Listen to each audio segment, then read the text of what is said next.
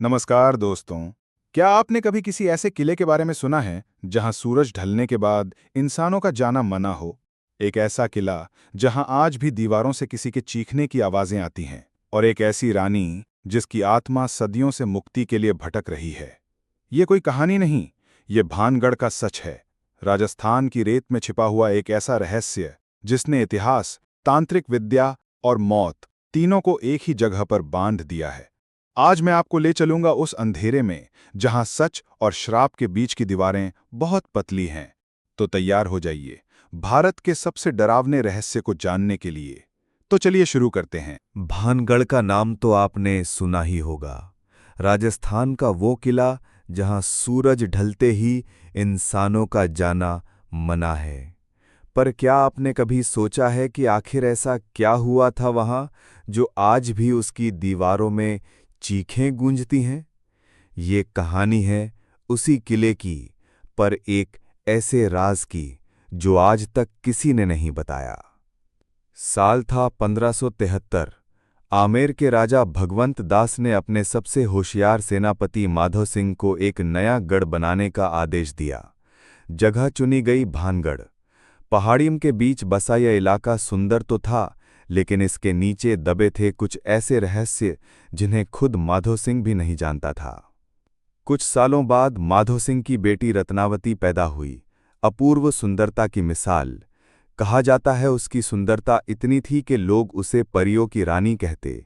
लेकिन एक तांत्रिक, सिंधु सेवड़ा, जो कि एक काले जादू का जानकार था, उसकी सुंदरता पर फिदा हो गया। उसने रानी को पाने के लिए एक जादुई जत्र पर तंत्र किया, लेकिन रानी ने उसकी चाल पहचान ली और इत्र को जमीन पर फेंक दिया।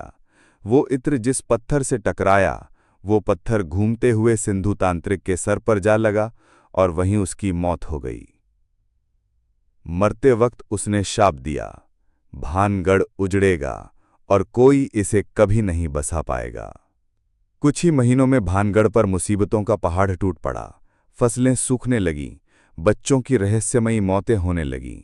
फिर एक रात भानगढ़ के आसमान में एक लाल धुंध छा गई और उसके बाद किले में रहने वाले सभी लोग एक ही रात में गायब हो गए।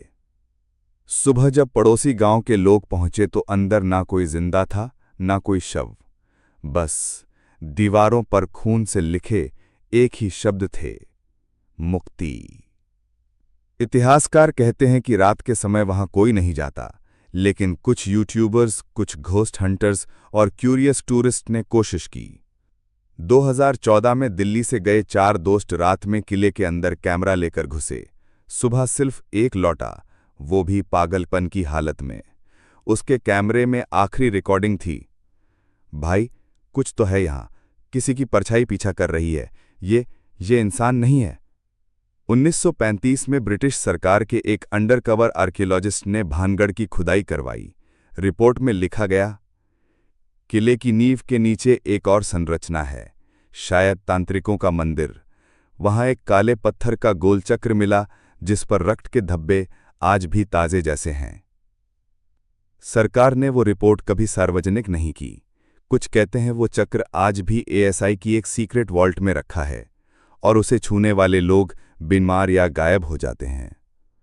कहा जाता है कि रानी रत्नावती की आत्मा आज भी उस किले में कैद है। वो रात के समय दीवारों के बीच चलती है और जिन लोगों का दिल साफ हो उन्हें दिखाई देती है। कई लोगों ने किले में औरत का रोने की आवाज, साज बजने की ध्वनि और अदृश्य छाया देखी हैं। अगर भानगढ़ का रहस्य सिर्फ एक तांत्रिक का शाप था, तो फिर वो काला चक्र किसका था? वो दीवारों पर मुक्ति किसने लिखा? और सबसे बड़ा सवाल, क्या रानी आज भी किसी का इंतजार कर रही है? अगर कहानी पसंद आई हो तो लाइक, शेयर और सब्सक्राइब जरूर कर देना। धन्यवाद। मिलते हैं अगली कहानी में।